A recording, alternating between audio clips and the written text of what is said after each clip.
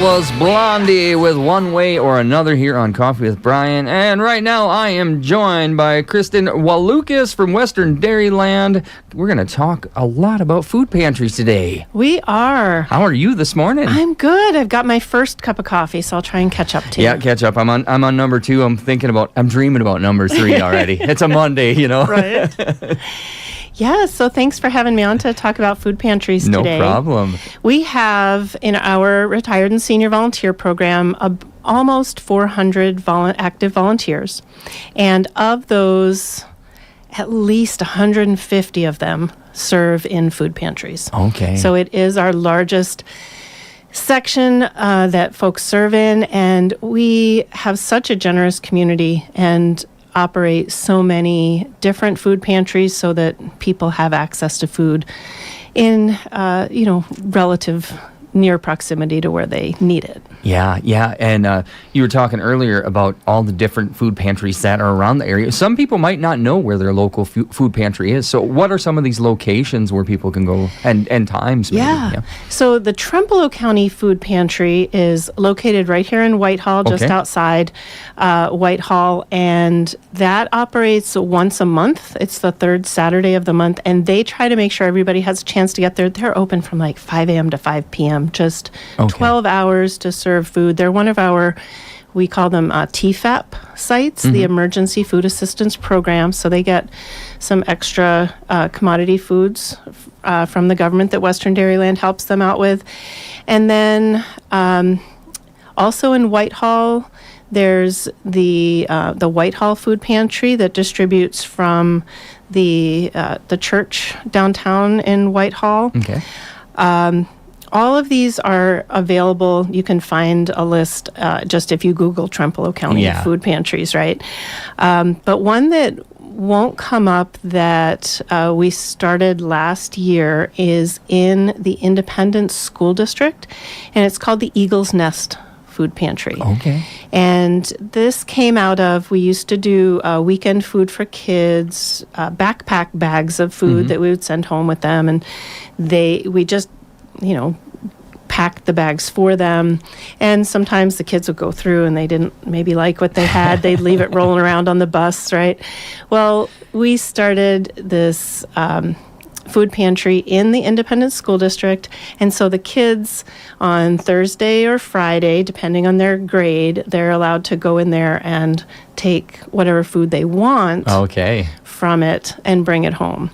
And we haven't had any complaints about food being left on the bus since then. No. And it was actually really neat when we first opened it up. One of the boys, he got his bag and he's shopping off the shelf. He's like, I'm helping my mom. I'm grocery shopping. So that's so sweet. It's very sweet and really meets a need because those a lot of our families rely on those breakfast and lunches in the school. And so having that extra food go home on the weekend to help feed the kids is important. Yeah, it does help too. And, parents shouldn't feel embarrassed by having to go to the food pantries at all. I mean, I've had to use them in my time when our kids were little. It's a tough time for parents. When your kids are little, there's a lot of activities at school they have to pay for, and then just trying to get through the daily grind of learning how to raise kids and all the things that go with it, that there should be no shame in that at all. Right, absolutely. So we have volunteers then, and this is a volunteer need that help unload the truck and put the food away in the pantry shelves, and then they can help distribute food. So it's a need for volunteers there. And then also if the community wants to donate money or food to the food pantry, they can contact me and I can help make that happen. Yeah. Okay, that's so great. So, so if they want to volunteer, should they email you, call? What's the best way to get in touch? Yeah, I think the best way to get in touch would be to call our main office number at Western Dairyland, 715-985-2391, and I'm extension 1205. Okay, so if you... And I'm sure a lot of the volunteers, they're not working 8-hour shifts or anything. Gosh, they can volunteer for what they need. If they got a few hours to spare, Yes. anything helps. Yes, an hour, to just go check and see, do the shelves need to be restocked, go get a cart and just bring, a couple of loads from the storage area to refill the shelves. It doesn't take very long. Okay, that's great. That would be one. And, oh, yeah, go ahead. Well, I was going to say, all of our food pantries have opportunities, and you don't have to be able to lift heavy boxes to do them, right? You can sign up to pick up food. Our Quick Trips are really generous with donating food, our Dollar Generals. So there are a lot of opportunities for food rescue and picking food up. There's paperwork. Oh my gosh, I bet. so much paperwork that we have to deal with. And, maybe the physical stuff isn't for you, but you're really organized and you know how to, keep track of the numbers that we need to report of who attends. And so if there's a way you want to help, let us know. Yeah, and I suppose, I know in some cases that it's a lot of older people that are doing the volunteer because they're retired, they're looking for something to do, but young people, you can do it too. And I think they're in all of these cases where we need volunteers, we need more young people stepping up to do this because they are the future of this. Absolutely. Volunteerism is for everyone. Of course, our program is geared towards seniors, but I don't qualify for my program yet, in spite of my gray hair, but, I probably volunteer 20 hours a month. It's for my own passions. Everybody has something, I think, that motivates them. Yeah, and with, we got school starting for the kids and stuff. Is there specific foods that you need more of that, if people are looking to donate food or money, is there something that, you just always look at like, God, I wish we would have more of that item? Yeah, if you think about, so specifically our Eagle's Nest food pantry that's for the schools, if you think about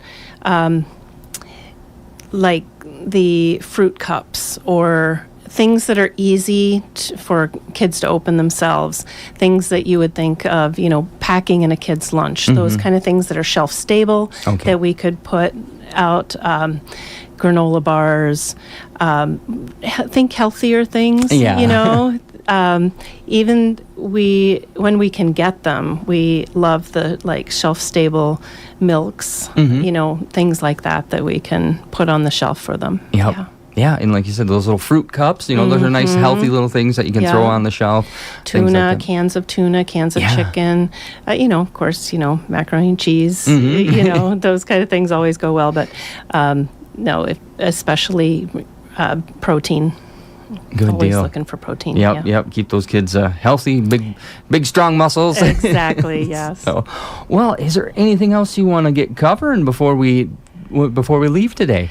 Yeah, if I just encourage folks, if they are in need of food, don't hesitate to look for resources. There are a lot of resources around, and the need is great, but the resources are great because, like I said, our community, we're not going to let somebody go hungry. So reach out if you need help. Yep, exactly. And like I said, there's no shame to it. If you need the help, reach out. No one's going to judge you there. And, maybe donate your time too. If you do go there and you feel, is there something to donate some time to? Yes. So. And I do have a lot of volunteers that's why they started volunteering at Food Pantry, because they knew how important it was for them.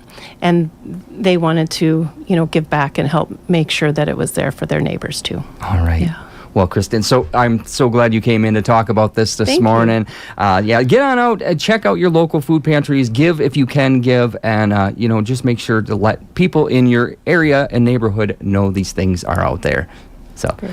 All right, we're going to jump back into the music right after this short break. When you're faced with plumbing problems, don't let your money go down the drain. Call Lindbergh Plumbing of Whitehall